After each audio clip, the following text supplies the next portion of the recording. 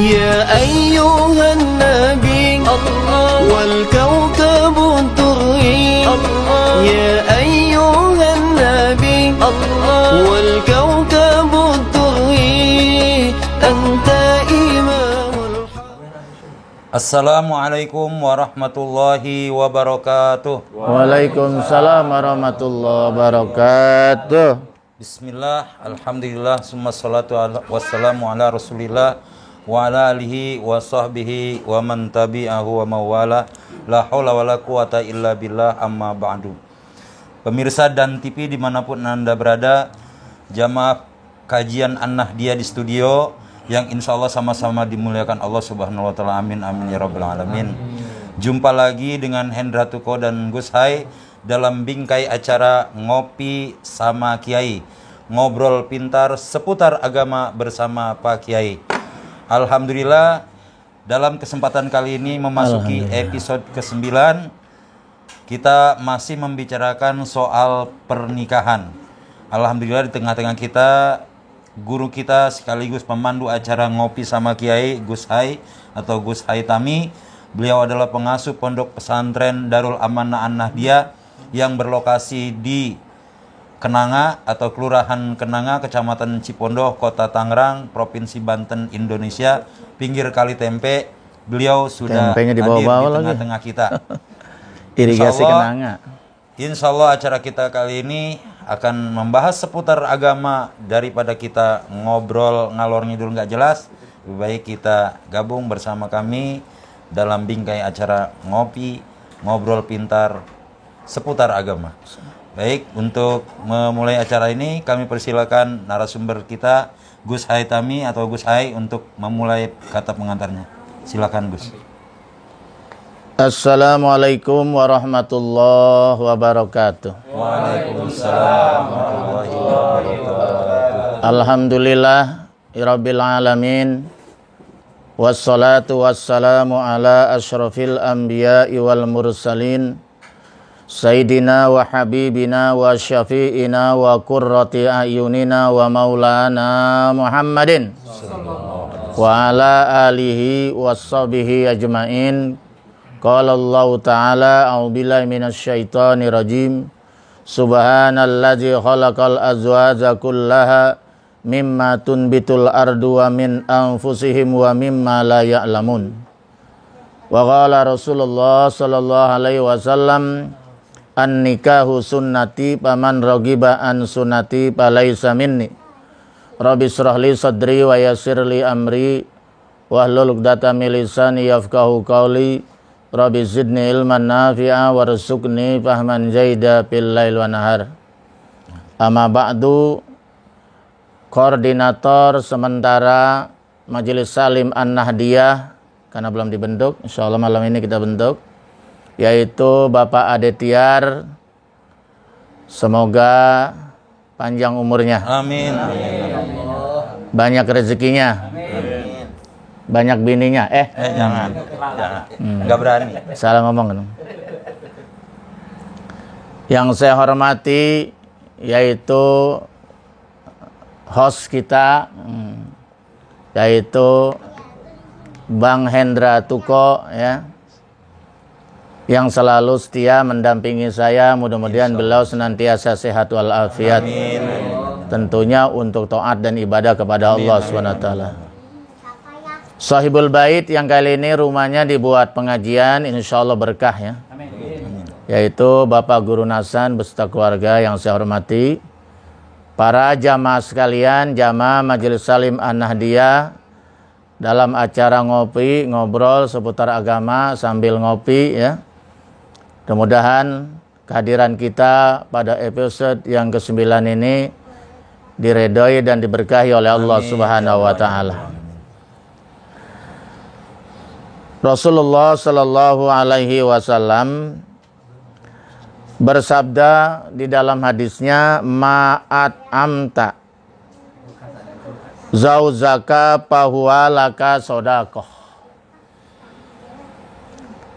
Apapun yang telah kau beri makan, ya,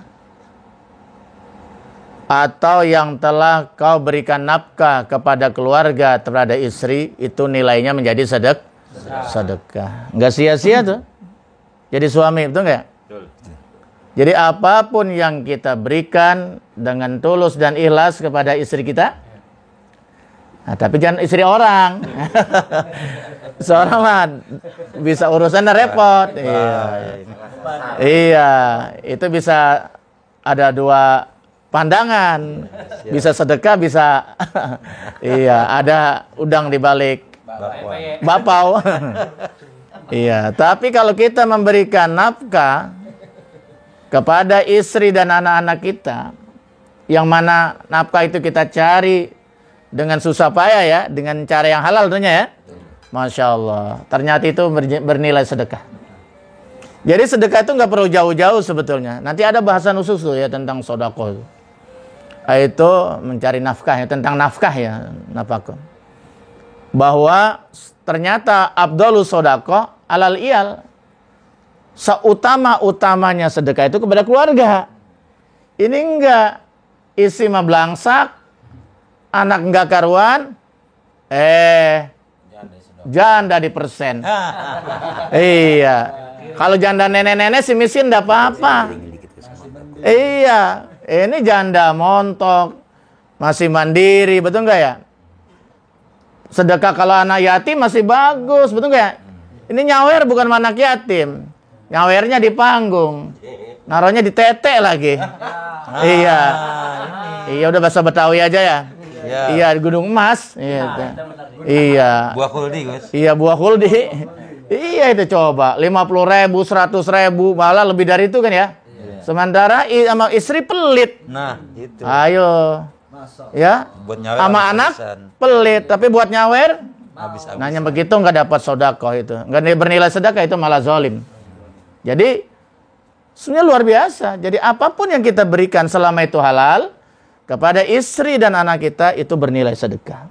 Malah abdolnya sedekah paling utama kepada keluar, baru nanti kepada orang lain. Ini gitu benar ya? Iya. Jadi kalau sudah ada lebihnya, kita berusaha membagi rezeki kepada orang lain, seperti itu. Nah, oleh karena itu kita bersyukurlah. Ini kita kepada Allah, kita dikaruniai istri, dikaruniai anak, mudah-mudahan istri kita, anak kita menjadi orang yang soleh dan soleha ya.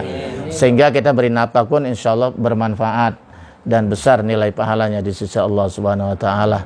Mudah-mudahan jamaah yang hadir di sini dimurahkan rezekinya oleh Allah taala. Diberikan jalan ya oleh Allah Subhanahu wa taala, mudah mencari rezeki yang halal. Karena salah satu ujian terberat di dalam rumah tangga itu apabila dia memberi nafkah dengan cara yang haram. Itu hal malapetaka itu ya. Karena mana batamin haram panaru aulabi. Sesuatu yang ditumbuh besarkan dengan barang yang haram, maka neraka baginya lebih utama. Itu sama saja menjerumuskan anak-anak istrinya ke dalam neraka. Namanya kita mudah-mudahan diberikan kekuatan agar kita bisa mengais rezeki yang halal untuk menafkahkan istri dan anak-anak kita. Amin ya rabbal wallahu a'lam. Baik, terima kasih Gus Haitami yang telah menyampaikan kata pengantarnya. Untuk kali ini kita masih akan membahas soal pernikahan. Dimulai sesi tanya jawab. Penanya pertama kami persilakan Bang Rojali ya, Bang Rojali. Assalamualaikum warahmatullahi wabarakatuh. Nama saya Rojali. Alamat Cipete, Pakojan. Aslinya Cipete. Iya. Pentetangga ya. Nah, ini kok nyasar di sini? Nikah sama istri orang gondrong, Pak. Oh, jadi di rumah mertua indah ini. Iya. Pondok mertua. Iya, sudah. Silakan. Assalamualaikum Pak Ustadz. Saya mau nanya, tolong sebutkan ciri calon pasangan hidup yang ideal atau terbaik menurut pandangan Rasulullah SAW. Atas pencerahannya, terima kasih. Ya. Kita karena teman hidup itu kan bukan hanya sesaat ya. Karena di dalam Ahlussunnah wal Jamaah itu tidak ada kawin kontrak. Nggak boleh itu. Kawin kontrak tidak boleh. Tidak boleh. Hah? Kawin siri. Sama daun siri kawinnya. Ya, kawin siri itu apa? Masih kawin di bawah tangan. Nah, itu sah secara hukum agama. Tapi tidak sah secara hukum negara. Buktinya kalau Anda pergi umroh nggak ada surat nikah nggak boleh. Iya, nggak diakui. Nah, betul nggak? Anda mau bikin administrasi di sini nikah kan? Anda mau nginep di hotel, apalagi di hotel Muslim, suami istri mana buktinya? Nah, jadi kita nikah ini ya harus secara agama dan secara hukum negara. Ya, karena dokumen itu penting dalam bermasyarakat dan bernegara. Jadi karena ini pernikahan adalah ibadah, maka kita harus milih yang terbaik. Dan itu memang dianjurkan oleh Rasulullah SAW ya, bahwa kita carilah pasangan hidup yang terbaik. Yang jadi masalah itu yang terbaik itu yang gimana? Dalam pandangan Rasulullah. Karena Rasulullah itu kan sebagai suri toladan. Bahkan apa yang dikerjakan, apa yang diucapkan menjadi sumber hukum kedua. Sumber hukum yang pertama adalah Al-Qur'an, firman Allah. Yang kedua adalah Al-Hadis, yaitu itu menjadi sumber hukum kedua di dalam Islam, ya. Nah itu. Kalau kita lihat di dalam hadis Rasulullah SAW, itu ada di dalam kitab Qurratul Uyun, tunkahul mar'atu li arba'in. Hadis ini sudah sangat familiar ya, sering kita dengar ya, dengar tapi nggak hafal ya. Iya. Jadi nikahilah perempuan itu karena 4. Paham ya? Tadi siapa namanya?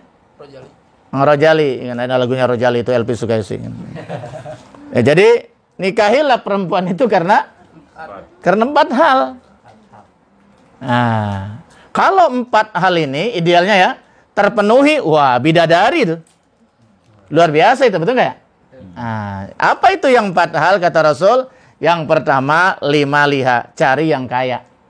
Nggak dilarang itu. Kan enak punya mertua kaya. Wah, saya kalau punya mertua kaya langsung dibangunin pesantren. Asik. Iya, betul nggak ya? Tapi saya kan ternyata tidak. Saya bangun sendiri dengan air mata, tapi pahalanya banyak. Punya kebanggaan tersendiri, betul nggak ya? Luar biasa. Gitu. Tapi nggak salah juga cari mertua yang kaya, istri yang kaya, tapi dermawan. Jangan yang pelit and medit and pantat kuning bulu gasiran. Betul nggak ya? Iya, segala apa aja dihitung. Nah, nggak dilarang cari yang kaya karena harta, 5 liha karena hartanya gitu. Nggak dilarang itu, nggak dilarang. Ya kan? Kaya sama kaya itu biasa.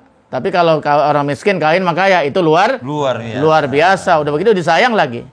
Bisa saja terjadi, betul nggak ya? Dia pengen punya mantu yang baik, yang soleh, betul nggak ya? Betul. Masya Allah, begitu keluar dari pesantren, Masya Allah dipungut mantu, betul nggak ya? Gua kagak butuh harta gua banyak, gua butuh punya mantu yang soleh, yang bisa membimbing keluarga, ya betul ya? Ke jalan Allah Subhanahu Wa Taala, betul. Ya. Betul nggak? Cuman jarang yang begitu. Iya, jarang yang begitu. Ada mah ada. Susah dapetin itu. Iya ada, gitu. Masya Allah. Itu yang dapat mertuanya Pak Ade itu. Luar biasa tuh. Yang kedua, wahasabiha. Ya, wahasabiha. Karena keturunan, silakan cari keturunan orang yang baik, betul nggak? Biar orang bilang mah darah biru, betul nggak ya? Iya, darah biru dengan darah biru biasa itu kubu emang itu bagus. Tapi kalau ada darah hitam sama darah biru kan, kan lumayan nggak terlalu hitam, betul nggak ya? Nah, kalau memang itu memungkinkan dan bawa maslahat tidak dilarang juga, betul nggak ya? Tapi kalau membawa madorot jangan, emang harus ada namanya mukafa'ah, kesetaraan gitu ya. Kemudian yang ketiga itu wali jamaliha, karena kecantikannya. Boleh, karena istri itu adalah hiburan dalam rumah tangga. Betul nggak ya? Kita udah capek ngeliat istri pulang, Masya Allah, dandan cakep banget, hilang semua tuh capek. Ini punya istri demek, dandan kagak mau dandan, pulang butak, ya. Makin capek. Hah? Bau bawang putih. Bau bawang putih lagi, bau balsem. Bukannya bau parfum. Iya, kalau Pak Ade mah orang bau harum terus ya. Iya. Makanya nggak kemana-mana dia. Iya, nggak dilarang itu ya. Cari yang cantik, cari yang keren, betul nggak? Karena innallaha jamil wa yuhibbul jamal. Jadi nggak ada. Islam ini kan kita diciptakan punya rasa estetika ya. Betul. Betul nggak? Jadi kalau orang tuh senang seni itu wajar. Seni lukis, seni menyanyi, seni menggambar, macam-macam, betul nggak? Betul. Ya memang potensi itu ada, itulah. Nah, keindahan gitu. Jadi nggak dilarang. Ya. Tapi masalah cantik atau tidak cantik itu adalah relatif. Kalau saya tanya, ya, Bang Tuko bilang, tanya siapa sih siapa yang paling cantik? Dia bilang istri saya, my wife, ya kan? Pasti. Iya kan begitu. Zauzati, istriku yang paling cantik. Masa istrinya tetangga orang gak ada cantik? Bisa dikemplang urusan, gitu ya? Kan begitu. Gitu. Ya. Relatif, tergantung seleranya masing-masing. Walaupun ada ukuran standar secara umum, ya. Wadiniha, dan yang keempat itu adalah karena agamanya. Kok agama terakhir ya? Yang pertama tadi apa? 5 liha, karena harta. Yang kedua lihasabiha atau linasabiha, karena keturunan orang baik gitu kan. Boleh kita pilih, jangan keturunan tukang main judi ya. Apalagi keturunan kong ngaji bangkong capek. Iya betul ya. Jangan, cari orang yang baik. Nggak apa-apa, dianjurkan itu sadarnya ya. Kemudian yang ketiga yaitu li jamaliha, karena kecantikannya. Nggak dilarang. Kalau perempuan karena kegantengannya nggak dilarang. Itu juga relatif. Kemudian juga yang keempat itu lidiniha, karena agama. Nah kalau ini kumpul semua, subhanallah, itulah yang paling ideal kan. Nabi menawarkan itu, bisa nggak? Nah, ya kan? Ya misalnya kalau tidak kumpul empat-empatnya, misalnya kaya tapi kurang keturunannya orang biasa saja, tapi kaya, kan adanya begitu. Artinya dia bukan orang pandai, mungkin kayaknya keturunan kali. Ya, dia orang biasa. Atau mungkin dia juga tidak terlalu cantik, tapi agamanya bagus gitu. Nah, salah satu kudu ada, jangan empat-empatnya gak ada. Ini. Kalau empat-empatnya nggak ada sama sekali kan apa ada itu? Bencana ya. Bencana itu ya. Iya. Ya, harus ada salah satu. Apa karena hartanya, apa karena keturunannya, apa karena kecantikannya, atau karena agamanya, kesolehannya, kan begitu. Betul nggak ya? Betul. Kan pasti ada yang kita banggakan salah satu, betul nggak ya? Kalau nggak ada dibanggakan, dari mana datangnya cinta? Betul ya? Pasti ada yang kita banggakan, sehingga kita jatuhlah rasa cinta kepada wanita itu. Betul nggak? Betul. Nah, cuman masalahnya di sini agama terakhir, lidiniha. Cuman kata Nabi, ini hadisnya belum selesai, masih koma ya. Fa'alaika bizati din taribat yadaka. Nah, pilihlah yang agama. Itu jangan sampai enggak tuh, ya. Maka atasmu pilihlah karena agamanya, taribat yadaka, maka akan berkah tanganmu. Kok tangan? Ini namanya bahasa Kong Asan. Kiasan Kong Asan. Yes. Majazi, tangan. Karena orang berusaha kebanyakan bukan pakai kaki, pakai tangan. Nah, jadi nanti berkah maksudnya usahanya. Betul nggak? Walaupun kurang cantik, tapi soleha. Walaupun dia turunan orang biasa, bukan bangsawan, ya, tapi dia soleha, betul nggak ya? Betul. Walaupun dia itu tidak terlalu kaya, biasa-biasa saja, tapi dia soleh. Semua itu nanti akan dilengkapi dengan aturan agama, betul nggak ya? Betul. Betul nggak? Betul. Nah itu. Jadi kalau udah agama itu, wanita yang soleha pasti dia akan tunduk kepada aturan-aturan Allah. Dia tidak akan melanggar hak dan kewajibannya. Disitulah nanti akan timbul ketenangan dan kenyamanan di dalam berumah tangga itu. Nah kemudian Rasulullah SAW menjelaskan untuk memperkuat pertanyaan ini, khairun nisa'i ummati, sebagus-bagusnya perempuan umatku itu asbahunna wajhan, orang yang paling ceria. Cari yang murah senyum, ceria, tapi bukan senyum menggoda ya. Nah, dalam arti ramah gitu loh. Enak dilihat mukanya, nggak kayak kuburan. Kan ada perempuan itu sama ketawa susah. Iya, sama senyum juga susah. Waduh. Kalau setiap hari jual kukusan di rumah, bisa stres suaminya, betul nggak ya? Iya, kalau perempuan itu, ya Allah, sedikit senyum sama suami, betul nggak ya? Masya Allah, enak dilihatnya, betul nggak? Ya Allah, enak gitu. Ya, jadi ramah begitu ya. Nah, cari yang seperti itu. Kan ada perempuan yang mukanya asem aja itu ya. Ya kayak cuka itu. Nah, itu. Tiap hari ketemu. Iya. Ya sama senyum aja susah, padahal tabassumuka liwajhika laka Bermuka manis itu kepada orang itu sedekah. Jadi kalau kita nggak punya duit, udah sedekah senyum aja. Apa bahaya susah senyum nggak pakai duit, betul nggak ya? Iya, betul nggak? Masa kita ketemu senyum aja susah? Maksudnya bermuka manis gitu, damai. Jangan wah merengut aja, kan orang bingung juga kalau begitu. Betul nggak ya? Makanya kalau mau sedekah duit nggak punya, udah berdiri di depan pintu, rumahnya pinggir jalan, duduk. Setiap orang lewat senyum, orang lewat senyum, orang lewat senyum. Nggak ada orang senyum juga. Iya, nggak ada orang senyum juga. Kata tetangganya itu orang stres apa ngapa? Udah lama kali. Itu salah, gagal paham itu, gagal paham hadis itu. Wa aqalluhunna mahran, dan orang yang paling sedikit maharnya. Nah, jadi kalau menikah itu maharnya nggak minta yang susah-susah. Ya kan ya, saya minta bang rumah bertingkat. Wah, langsung mundur teratur.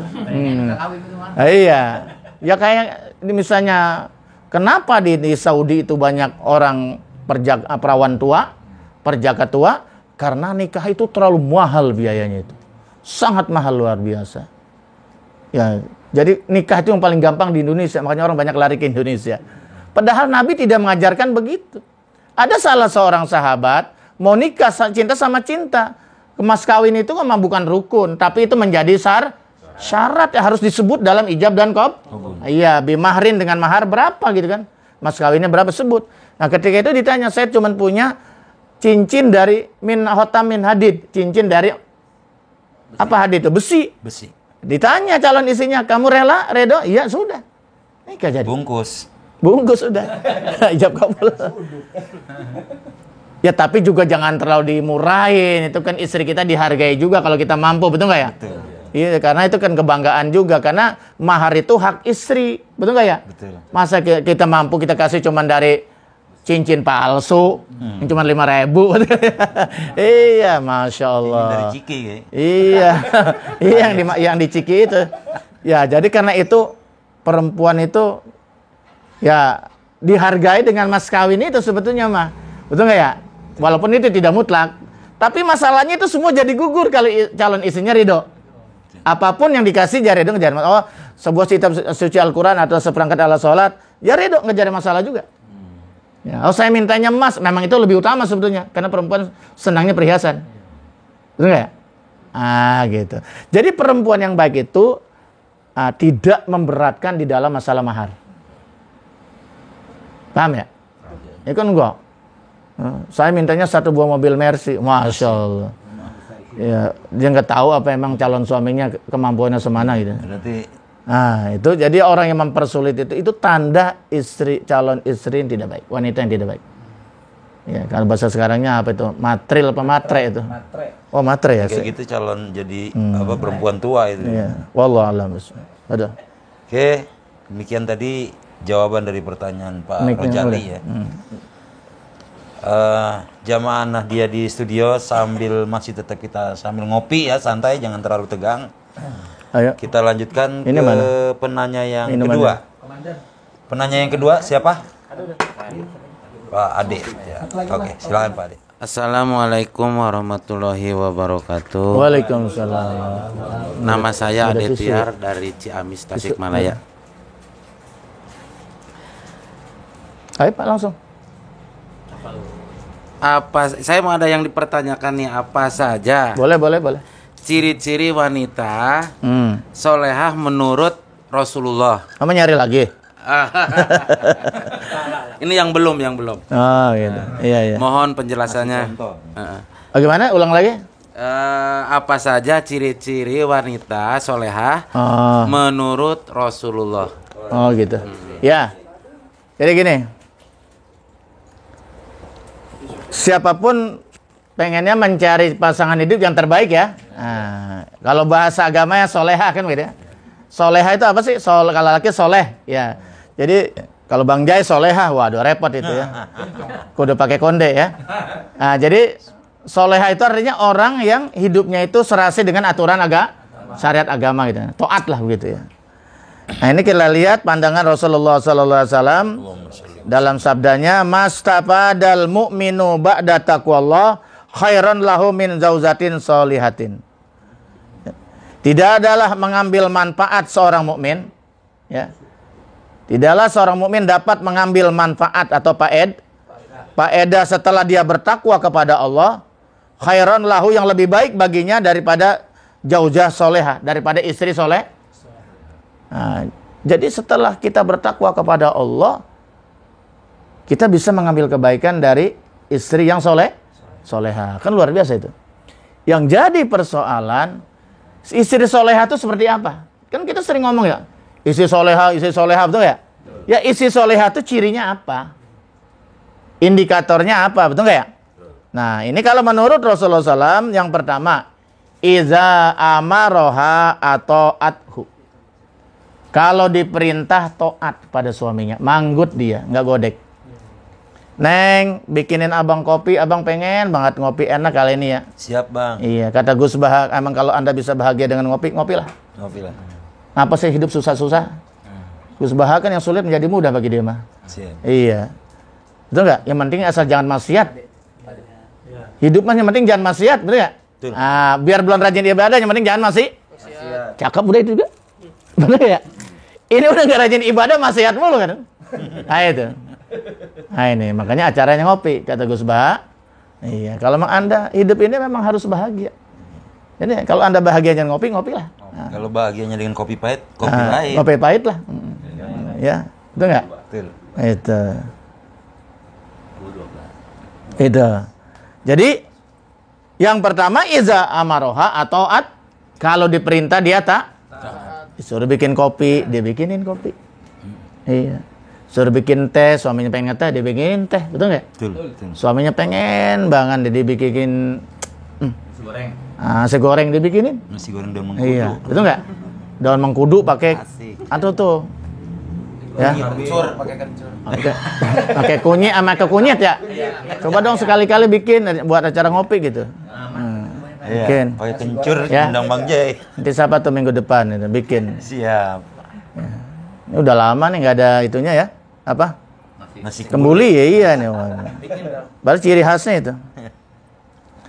Itu jadi taat dia. Itu salah satu ciri istri soleha, taat kepada suami, perintah suami. Selama perintahnya itu baik, tidak maksiat di jalan Allah, tidak ada alasan untuk istri membantahnya. Paham ya? Ini enggak. Disuruh bikin kopi, galakan dia. Jadi laki-laki pemalas, cerewet banget. bikin Dispenser ada kopi, ada gula, bikinnya sendiri. Waduh. Nah ini salah pilih ini, betul nggak ya? Dia nggak tahu itu bikin kopi melayani suami itu adalah bernilai ibadah, malah pahalanya setara dengan pahala jihad perang di jalan Allah. Dengerin tuh, hai kaum istri. Tuh dengerin. Hai kaum perempuan. Para wanita. Karena di zaman Rasulullah banyak wanita kumpul, kalau bahasa kita demo. Ngusul pada Rasulullah, ya Rasulullah, jihad itu pahalanya Masya Allah luar biasa kan ya? Tidak disual di dalam kubur, nggak ditanya. Dikuburkan tanpa dimandikan, tanpa disolatkan, tanpa dikafankan, apa adanya dengan berlumuran darah. Kan itu akan jadi saksi di akhirat. Masuk surga, dikubur tidak ditanya, masuk surga tanpa dihisap. Lah kan kaum ibu-ibu kepengen lagi begitu. Pengen perang, betul nggak ya? Nah, disuruh pulang sama Nabi. Lah, kalau suaminya mati, bininya mati, anaknya siapa yang ngurus? Jihadukunna fi baitikunna. Jihadnya kaum perempuan cukup berjuang dalam rumah tangga, menata rumah tangga, betul ya? Mengurus rumah tangga, melayani suami, mengurus anak, pahalanya sama dengan jihad di medan perang. Bikinin kopi. Termasuk bikin kopi, masak, menata rumah tangga, betul nggak ya? Menemani suami, itu semuanya bernilai ibadah. Sampai bahkan dalam satu keterangan hadis, kalau seorang istri diajak ke tempat tidur, jangan ditanya mau ngapa ya, kasihan Gilang. Ajak ke tempat tidur tanpa ada alasan, dia menolak, maka itu dilaknat oleh, kalau suaminya nggak redo, dilaknat oleh malaikat sampai pagi. Tuh dengerin bu-ibu, empok dengerin. Udah di atas nggak kedengeran. Ya Bu Guru mah mantep. Udah di atas nggak kedengeran Pak Kiai. Udah minta mulu. Paham tuh ya? Iya. Udah ke atas. Begitu. Karena banyak sekarang perempuan jadi imam, laki-laki jadi makmum. Makanya ada sinetron dunia terbalik di RCTI itu. Nggak tahu masih ada nggak sekarang? Ada. Karena saya pakainya IndiHome, jadi saya nggak bisa nonton yang namanya punya itu yang Haritano itu TV-nya. Ya toh? Nah ini, lu luar ada itu dunia terbal. Istrinya nyari duit jadi TKW, suaminya nyuci, masak, nyemur pakaian, ngurus anak, antar anak sekolah. Udah kalau kita pakai rok aja deh sekalian. Ini sudah membalik hukum. Karena yang berkewajiban memberi nafkah adalah suami. Makanya suami jadi imam setinggi lebih tingkat karena dia memberikan nafkah. Nah, istilah di rumah ngurus anak supaya anaknya jadi anak soleh dan soleh. Tata rumah tangga jangan berantakan, bersih, suami betah di rumah, nggak kawin lagi, betul nggak? Itu. Malah dalam sebuah hadis dulu pernah saya sampaikan berdasar yaitu dari Abu Bakar As-Siddiq. Ya. Andaikan manusia boleh sujud kepada manusia, yang pertama kali disuruh sujud adalah istri kepada cuman sayang. Sujud tabut nggak boleh kecuali kepada Allah. Oh, bayangkan itu. Jadi taat kepada suami itu, taat istri kepada suami satu kewajib. Itu tandanya istri soleha. Yang kedua, itu pada ya. Jadi ciri yang pertama apa? Taat kepada suami. Yang kecuali pinta suaminya maksiat, beliin gua narkoba, jangan tuh. Itu istri boleh membantah. Yang kedua, wa iza nazaraha ilahiya syarathu. Dalam hadis yang lain bukan syarathu tapi asyarathu. Apabila dipandang oleh suaminya menyenangkan. Menyenangkan bisa dua hal, karena penampilannya dandan rapi, betul nggak ya? Pakaiannya rapi, pakai kosmetik. Ini kagak. Hah? Pakai bedak aja jarang. Koyo. Iya, pakai koyo. Masya Allah. Baunya bau balsam. Tidur pakai celana training. Sama apa baju daster. Itu juga udah putus sebelah. Baunya bau balsam. Sama bawang putih. Coba bagaimana menyenangkan itu. Betul nggak ya? Udah begitu galak, ucapannya kasar lagi sama suami. Jadi menyenangkan suami itu paling tidak dua hal. Ini rata-rata. Tanya suami sama-sama ada survei sama itu. Termasuk ustadz juga sama seleranya. Dia senang kalau istrinya selalu tampil anggun dan cantik. Betul nggak? Betul. Pada senang nggak? Senang. Iya kalau istri selalu dekil and kumal. Siapa yang senang? Malas pulang ke rumah. Ya tapi kalau suaminya nggak pernah nyuruh ke salon sebulan sekali, kayak tidak pernah ngasih duit beli kosmetik, ya suaminya salah juga. Betul nggak? Pengen suaminya cantik tapi nggak dibiayai, istrinya pengen cantik, betul nggak? Suaminya pelit, nggak bisa. Atau yang kedua, ya kecuali memang dia udah cantik, bangun tidur gue cantik, betul nggak ya? Nah, al-jamilah walau kanat badanaum, kan begitu. Cantik aja walau bangun tidur. Gilernya aja ya. Iya gitu kan. Itu mah kata orang Arab. Kalau hal haitami mah cuma menyampaikan kan begitu. Ini udah standarnya di bawah 7 nggak mau dandan gitu kan repot. Misalnya kan gitu ya. Bisa jadi 5 ntar. Iya, bisa turun rapotnya gitu. Yang kedua, orang itu bisa senang dengan istrinya karena ucapannya. Ucapannya santun, murah senyum, betul nggak? Ini udah di bawah standar, galak bener lagi. Ngomongnya kasar, nggak ada santunnya sama suami. Kan suami begah, gerah, betul nggak? Nah, jadi istri soleha itu tandanya kalau ditatap oleh suaminya menyenangkan. Nah, ini Bang Tuko kalau lihat istrinya menyenangkan apa menyebalkan? Menyenangkan. Wah, menyenangkan. Kali menyebalkan, bisa dikasih pantat urusan. Makanya nggak suka kemana-mana di rumah terus. Iya. Karena lagi pandemi ya. Terus yang kedua tuh ya. Jadi yang kedua apa tadi? Kalau dipandang menyenangkan. Nah, jadi istri itu ada dua macam, ada yang menyenangkan, ada yang menyebalkan itu. Yang ketiga, ciri khasnya itu ya, apa tandanya istri yang soleh? Wa in aksama alaiha abarathu. Kalau dia diberi nafkah, diberi sesuatu oleh suaminya, betul nggak? Dia itu abarathu, dia berbuat baik kepada suaminya. Kan ada yang istri nggak pernah melihat kebaikan suaminya. Suami selalu salah mulu. Saya bang nikah sama abang udah berapa tahun bang? Puluhan tahun. Emang abang pernah berbuat baik sama saya? Masya Allah.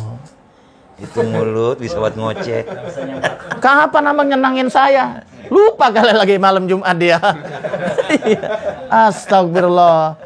Sejelek-jeleknya suami, masa saya nggak pernah berbuat baik sama istrinya?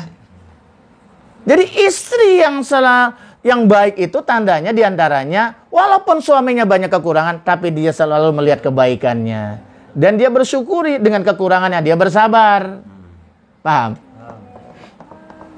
Susah loh nyari bini begini, zaman pandemi begini. Kan banyak pada minta cerai. Iya, dalam satu kampung seperti di Bandung itu katanya banyak minta cerai. Tapi di Tasik malah banyak yang bunting. Iya. Saya lihat di TV itu, bukan lapor daripada di TV. Iya. Kagak kemana-mana. Banyak yang hamil malah. Masya Allah. Ada hikmahnya juga ya. Itu. Jadi dia salah pandai bersyukur apa yang diberikan oleh suami. Banyak alhamdulillah, dikit sabar. Ini enggak ada syukur. Cuman segini, Bang. Mana cukup, Bang? Ya nurutin nafsu kan enggak ada cukupnya. Betul enggak ya? Mana cukup, lihat tetangga udah punya mobil, kita masih punya motor aja, Bang. Ngoceh terus tuh. Ya tapi kan Neng, Abang emang cuma segini. Ya kenapa korupsi, kan ngapa kayak Bang? Iya. Kan udah kacau itu, menjerumuskan pada dia. Nah ini, jadi orang yang tidak pandai bersyukur itu bisa menjerumuskan suaminya. Gitu? Udah berapa tuh syarat istri soleha? 3 ya. Jadi apabila dia diberi nafkah, dia pandai bersyukur dan berbuat baik kepada pada suami, bersikap baik kepada suaminya. Ya dia layani, dia bikinin kopi, dia masakin, dia urus. Itu namanya berbuat baik kan ya? Enggak. Kalau duit lagi banyak mau masakin, bikin kopi. Kalau enggak lagi tanggung bulan, bikin sendiri. Masak beli aja. Nah, jangan itu, jangan. Nggak boleh ya. Jangan dipelajarin yang kayak gitu. Ya, jangan dicontoh. Yang keempat, yang terakhir, tanda istri soleh itu wa in goba anha, apabila itu suaminya tidak ada di hadapannya, nggak ada di rumah, apa pergi tugas kerja dan sebagainya mencari nafkah, betul nggak? Istrinya di rumah itu, maka hafizathu fi nafsiha wa maliha, dia pandai menjaga kehormatan dirinya.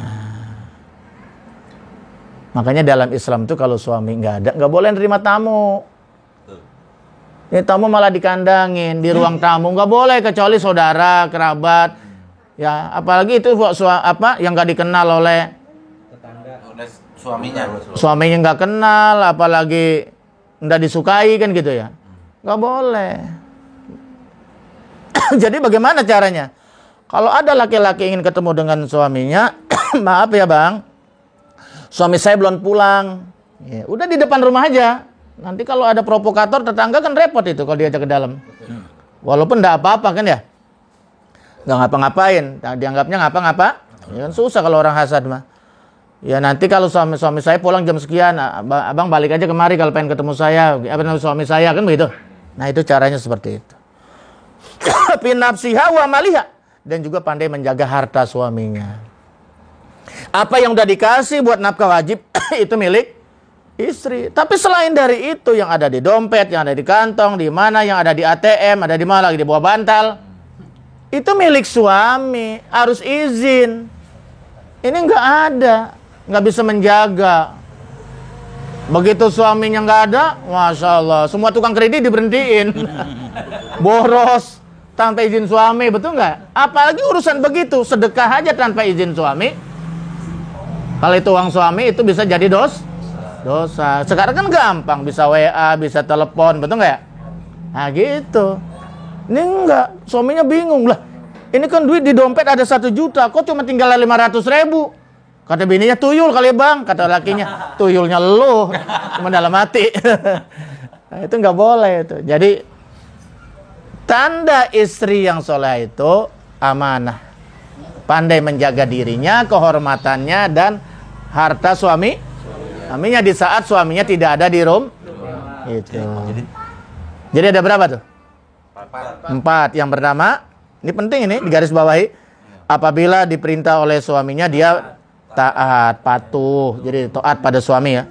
Yang kedua, iza nazaroha ilaiha syarat udah, apabila dipandang menyenang, itu tanda istri soleha. Dan Wa in aksama alaiha abaratu. Kalau diberi nafkah, diberi sesuatu, dia pandai berbuat baik, ya, bersyukur, berbakti kepada suaminya. Apabila suaminya tidak ada di rumah, dia menjaga dirinya, kehormatan dan harta benda.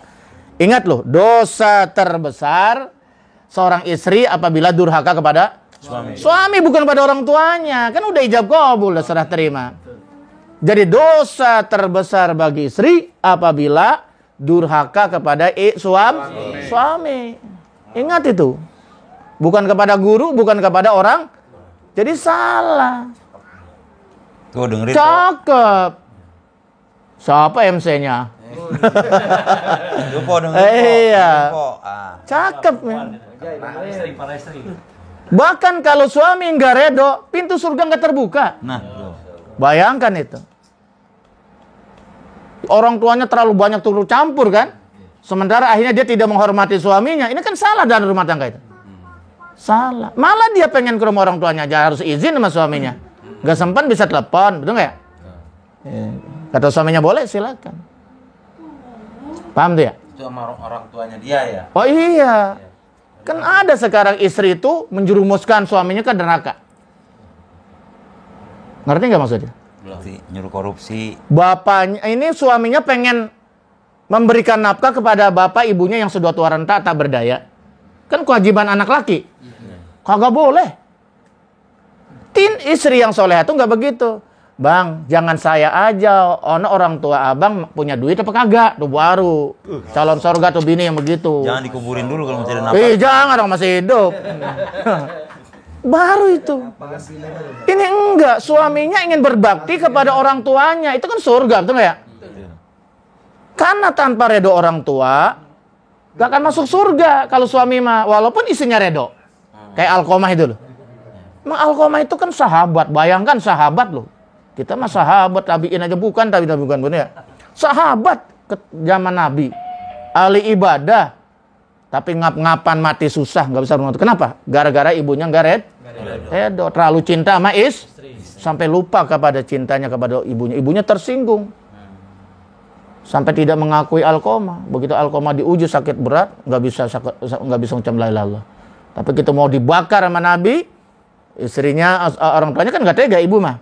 Ya udah saya maafkan, saya redo. Baru la ilaha illallah. Jadi kuncinya surga itu di mana? Redo orang tua. Iya, itu dengan dia bisa la ilaha illallah dari siapa? Karena redo orang tua. Bukan redo istri.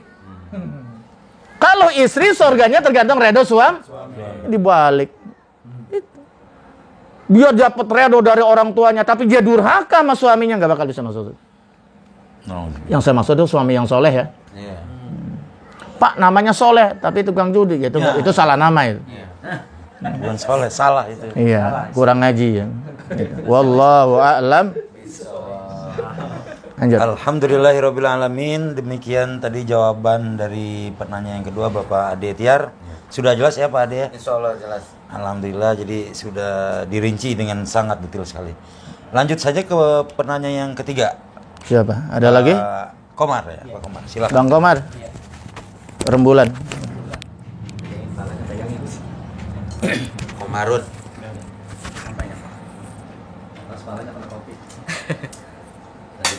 Assalamualaikum warahmatullahi wabarakatuh. Waalaikumsalam warahmatullahi wabarakatuh.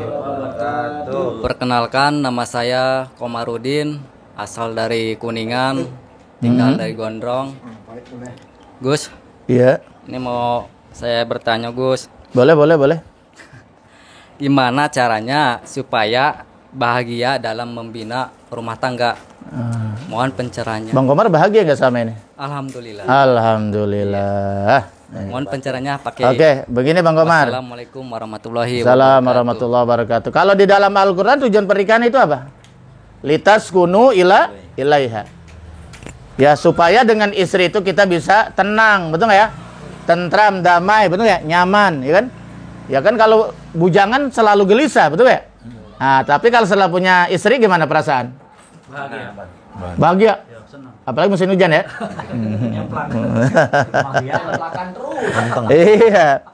Iya halal, betul ya? Jadi gordu nikah itu diantaranya litas kunu ilaiha, ya, itu tujuannya. Nah, sekarang bagaimana Bang Komar bertanya supaya bahagia di dalam rumah? Nah, kebahagiaan yang di sini maksudnya kebahagiaan rumah tangga yang diredai oleh Allah. Kan ada aja ketawa hahaha tapi menang judi. Ketawa hahaha sambil mabok. Itu mah senang casing doang ya, tapi tidak diredai.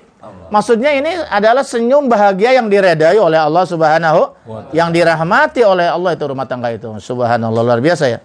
Itu kata Nabi yang pertama, antakuna zauzatuhu solihatan. Nah, di dalam rumah tangga itu ada seorang wanita yang soleha, betul nggak? Bagaimana wanita soleha? Tadi udah kan ya?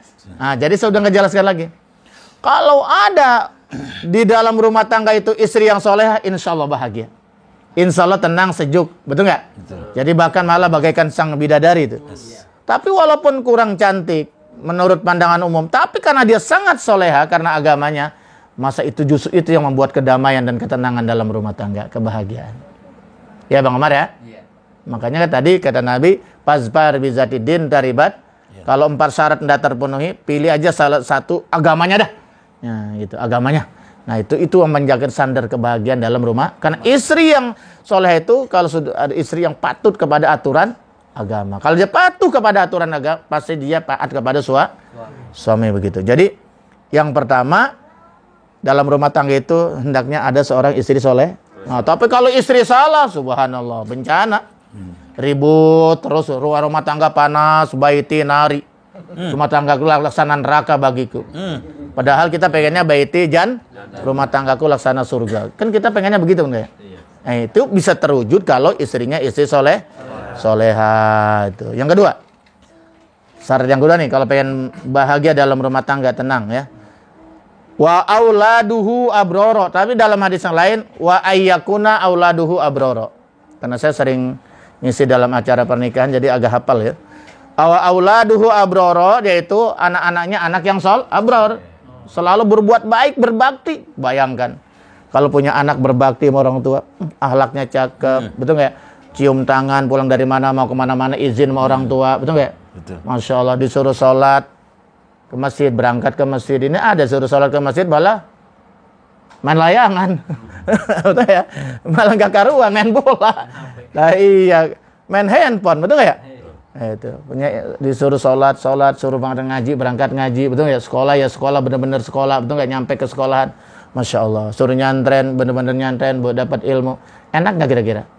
Jadi itu anak yang soleh, anak yang patuh orang tua itu membawa berkah. Betul nggak? Nanti ada doanya tuh saya kasih, ada membawa rezeki. Karena ada anak itu yang membawa rezeki, ada yang tidak. Bukan bawa berkah, malah bawa susah. Bawa bencana. Jam malam diketok sama polisi. Anaknya mabok, berantem, betul nggak ya? Masya Allah. Ya, gitu. Itu yang kedua, anaknya abror.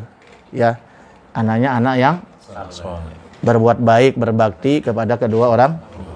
Yang ketiga, wa khulata'uhu sholihin. Pergaulannya sama orang-orang soleh, orang yang ahli ibadah, sama ustadz, sama kiai, betul nggak ya? Dekat masjid, musola, enak nggak? Dekat pesantren, Masya Allah. Ini enggak, pergaulannya enggak karuan. Pergaulannya sama tukang, tukang baklai, mengkopro, tato, ya tukang main judi, waduh. Tukang berantem, nggak karuan lah. Susah. Tapi kalau tempat ibadah nggak mau, ngaji nggak mau. Ini yang membuat rusak. Bagaimana kita bisa tenang kalau anak kita begitu, ya? Tapi kalau lingkungannya baik, Masya Allah. Ada suara azan, ada suara pengajian, ada suara salawat, enak nggak? Tetangganya baik-baik, ahli ibadah, baik nggak? Ini membuat kita tenang. Coba kalau lingkungannya nggak baik, lagi langsung bayang, buang brong. Wah kan? Masya Allah, gimana itu? Itu ketiga tuh ya. Nah, jadi pergaulannya orang-orang soleh, orang-orang yang baik-baik gitu. Yang keempat, terakhir, wa ayyakuna rizquhu dan terang wa kasbuhu. Pibaladi, rezekinya itu nggak jauh. Mengais rezekinya di negeri sendiri. Kan ada orang dari rezekinya di luar negeri. TKW. Iya, TKW misalnya. TKW itu sebenarnya haram dalam agama, nggak boleh. Kecuali ada mahram.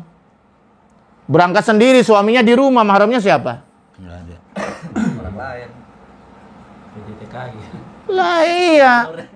Nanti isinya pulang gendong anak, suaminya udah punya anak di rumah kawin lagi sama orang lain. Berselingkuh.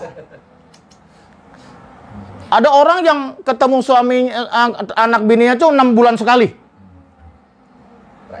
Nah, ini kan dia nyari kan. Siapa yang tahan kalau masih normal itu 6 bulan nggak ketemu bini. Ah, ini dia cari. Ya kan? Cadangan, betul nggak ya? Terjadilah akhirnya, yaitu patah hati. Iya, kalau sudah begitu akhirnya terjadilah sakit hati antara satu dan kedua. Lagunya siapa itu? Sakit hatiku tiada terobati, walau sejuta senyum kau berikan. Iya gitu. Demi langit dan bumi aku bersumpah. Kan gitu kan? Keren juga suaranya. Gimana? Keren juga suaranya. Iya, diganggu sih jadi nggak diterusin tuh. Sekali bernoda, tetap bernoda. Sikapku tak akan lagi berubah. Itu kan? Gara apa tuh begitu? Sakit hati. Ya itu, makanya kata Nabi rezeki yang paling bagus itu adalah rezeki yang di negerinya sendiri. Bisa pergi pagi pulang sore gitu. Lagi pulang pagi. Ah ya nggak apa-apa, itu satpam itu ya. Security ya. Iya, tapi masih ketemu kan ya? Iya, masih. Itu paling enak. Jadi kita bisa ngontrol istri kita, ya kita bisa membimbing istri dan anak-anak kita. Paling cakep lagi yang rezekinya di rumah punya warung. Nah, iya. Itu. Sampai itu.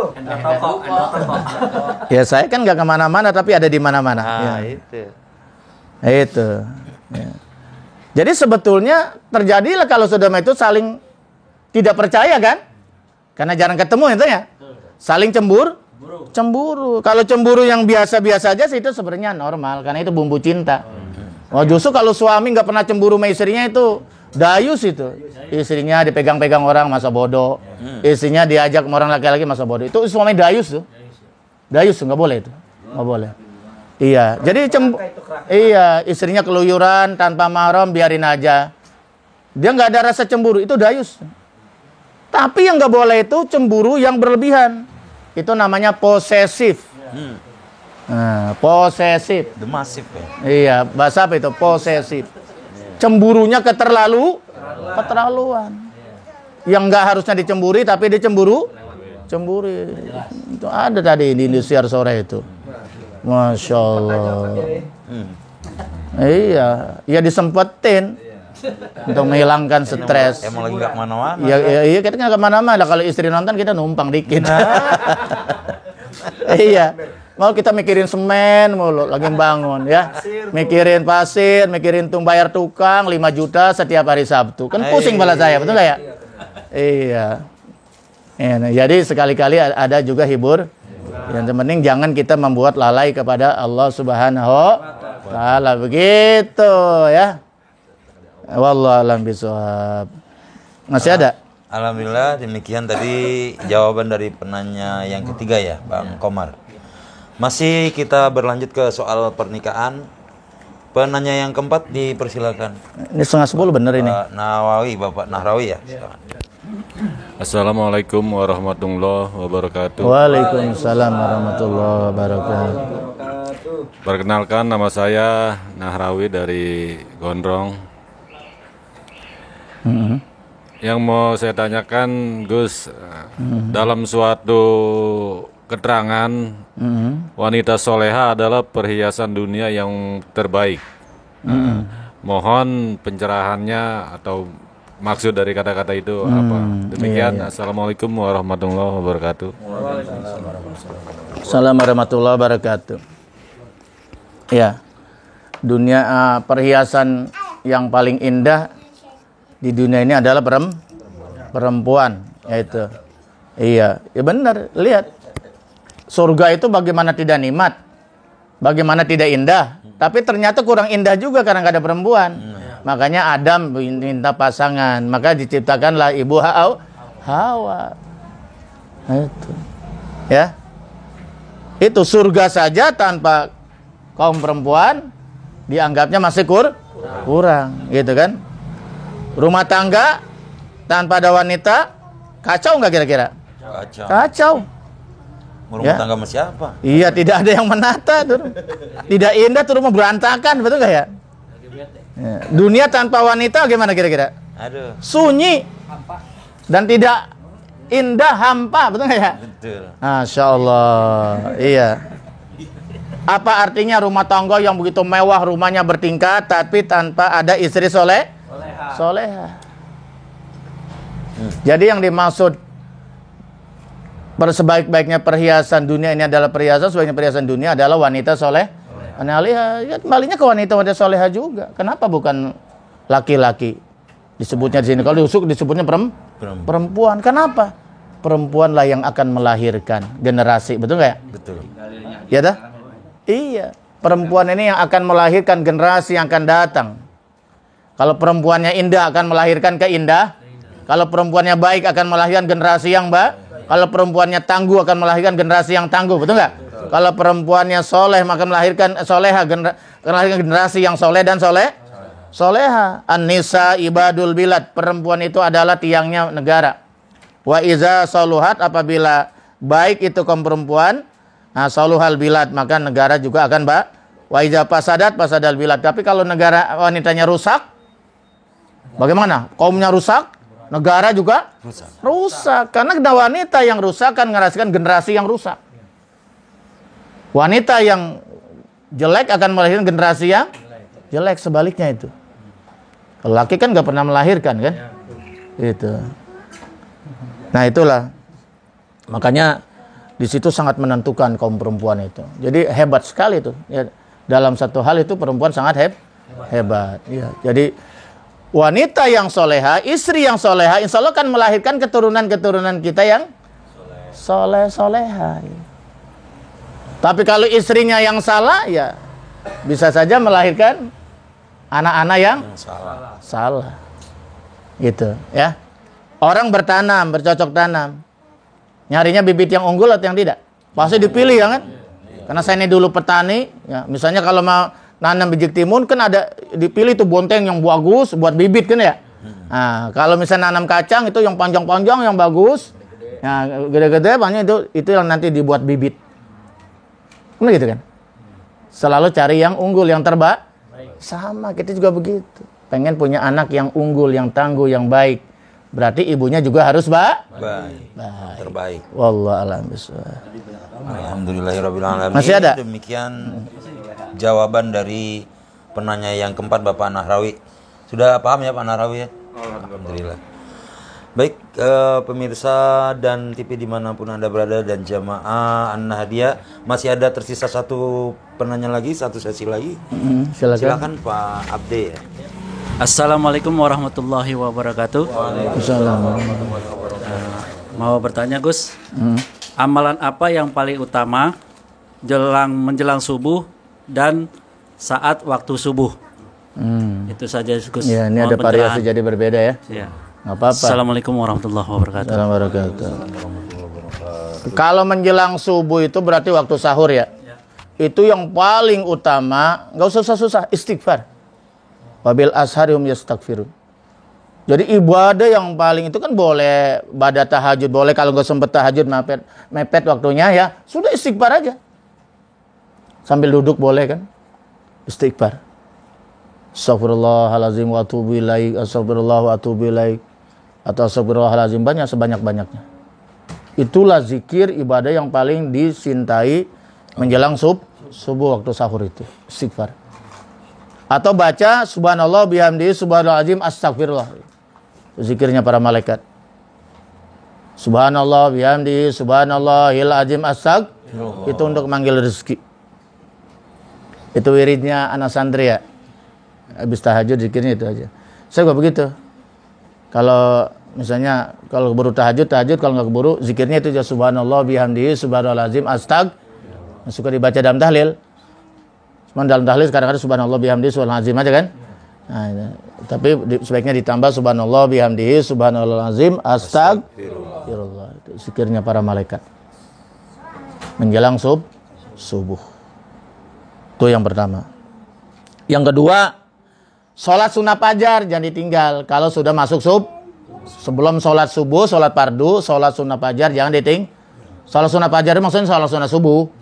Karena di sana mah nggak ada istilah subuh, istilahnya fajar. Yang nggak qobliyah juga karena nggak ada badiahnya. Udah sholat sunnah fajar, sholat sunnah subuh aja. Iya kan nggak usah pakai qobliyatan niatnya karena tidak ada badiahnya kan. Emang ada badiah subuh nggak ada kan? Kan haram.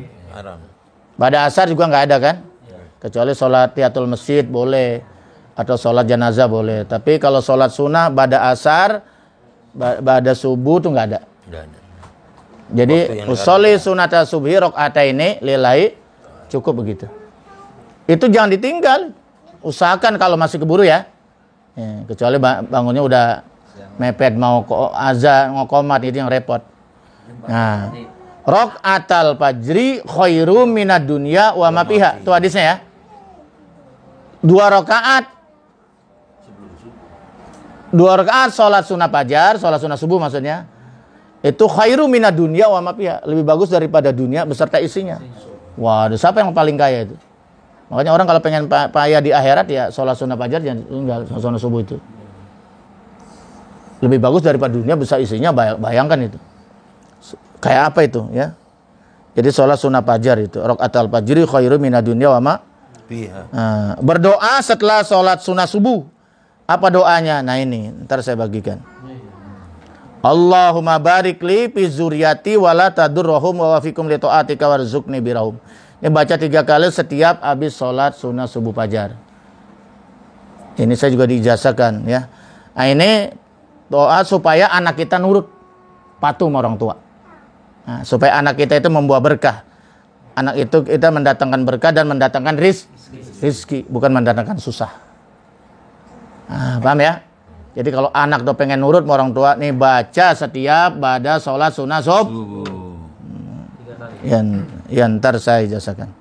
Yang kedua boleh ditambah Allahumma robba Jibril wa Israfil wa Mikail.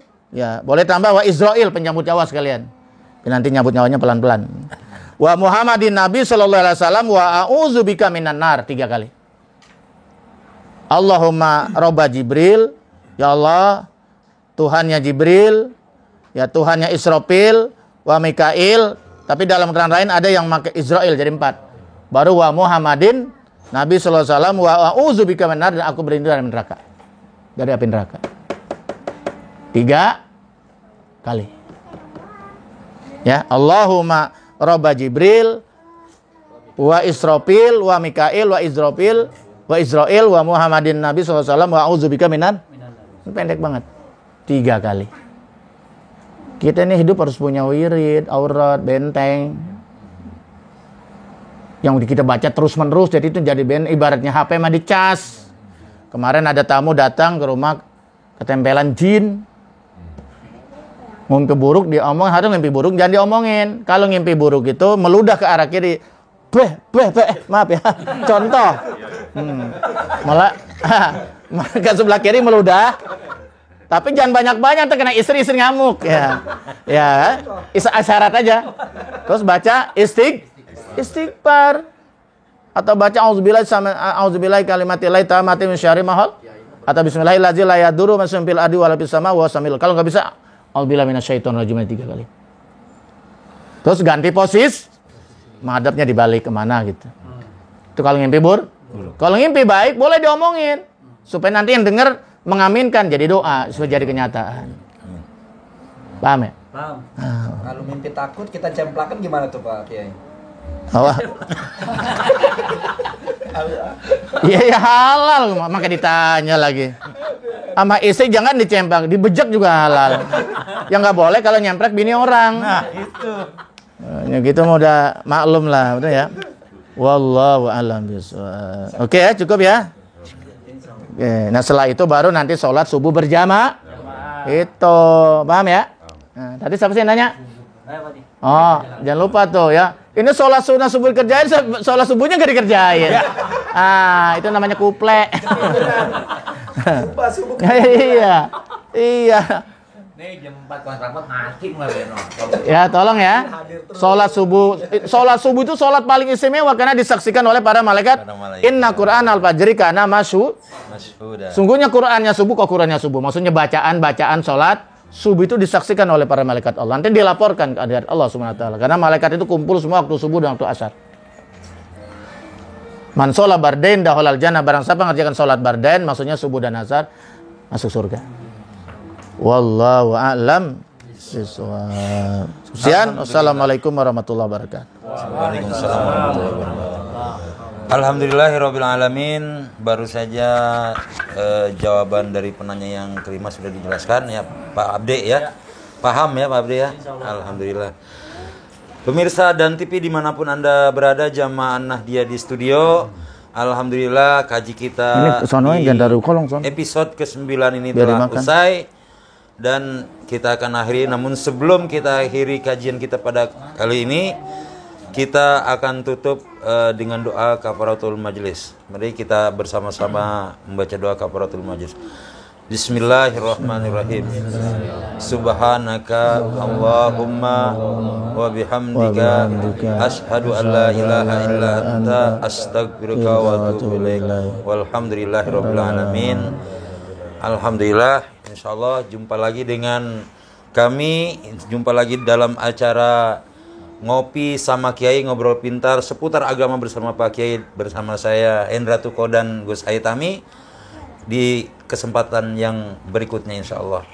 Alhamdulillah kaji kita malam kali ini insyaallah diberkahi oleh Allah Subhanahu wa taala. Demikian kajian kita pada malam hari ini. Kurang lebihnya kami mohon maaf. Terima kasih atas segala perhatian. Mohon maaf atas segala kekurangan. Akhirul kalam billahi taufiq wa hidayah. Wassalamualaikum warahmatullahi wabarakatuh.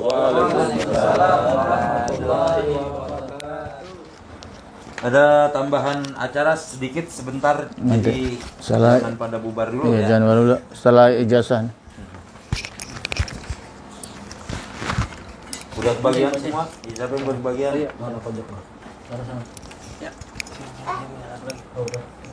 Ada yang belum? Nih. Biar berkah ini. Dua, buat Benin terus apa? Ente. Mari dilihat dibuka. Assalamualaikum warahmatullahi wabarakatuh. Dulu. Belum ya? Buka. Bismillahirrahmanirrahim. Ini supaya anak keturunan kita taat kepada orang tua dan juga sujud kepada Allah. Allahumma barik li fi zurriyati wa la tadurrahum wa wafiqhum li ta'atika warzuqni birrahum. Saya terjemahkan ya. Allahumma barik li, Allah berikanlah keberkahan padaku. Li itu aku ya. Fi zuriyati, di dalam anak keturunan. Zuriyat itu karena keturunan ya.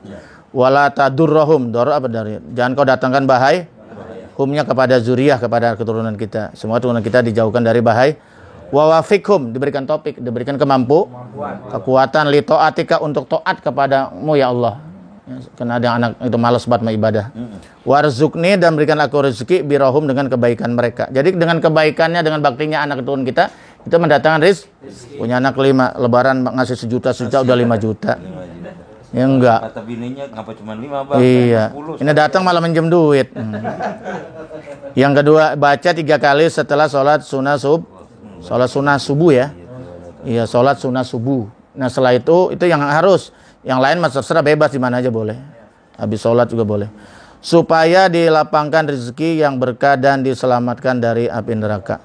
Allahumma robba Jibril wa Israfil wa Mikail wa Muhammadin Nabi sallallahu alaihi wasallam wa a'udzubika minan nar. Apa? Tambahin Israel. Ya nggak apa-apa. Iya, biar nanti nyabutnya pelan-pelan. Jangan lupa tanya apa ini? Iya, boleh. Tanya mau dicabut apa nih? Jangan sampai mas. Romannya mau daftar. Bener kata malaikat Israel, lu kemarin ngirim-ngirim doa, Iya. hadrat gua gak sebut-sebut. Jadi disebut pun jadi kenal ya. Nah iya, kalau disebut paling kagak nah ini dia. Allahumma robba Jibril ya. Wa Israfil. Wa Mikail. Wa Israil. Wa Muhammadin Nabi sallallahu alaihi wasallam. Wa'udzubika minan nar. Baca 3 kali pada sholat sunnah sub. Jadi itu sekalian tuh atas sama bawah. Tandain masing-masing buat ditambahin tuh Israel. Itu Israel doang. Iya.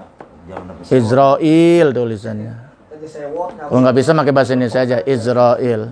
Pakai zai. Wa Israel. Wa Israel. Papi nambah papi. Yang mau nambah papi siapa?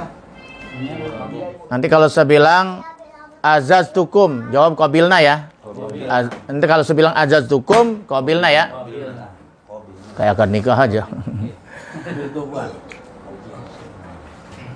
Saya ijazahkan aurad atau doa ini kepada kalian semua, mudah-mudahan bermanfaat ya. Untuk diri saya dan kalian di dunia wal akhirah. Azaztukum. Al-Fatihah. Iyyaka na'budu wa iyyaka nasta'in. Shiratal ladzina an'amta 'alaihim ghairil maghdubi 'alaihim.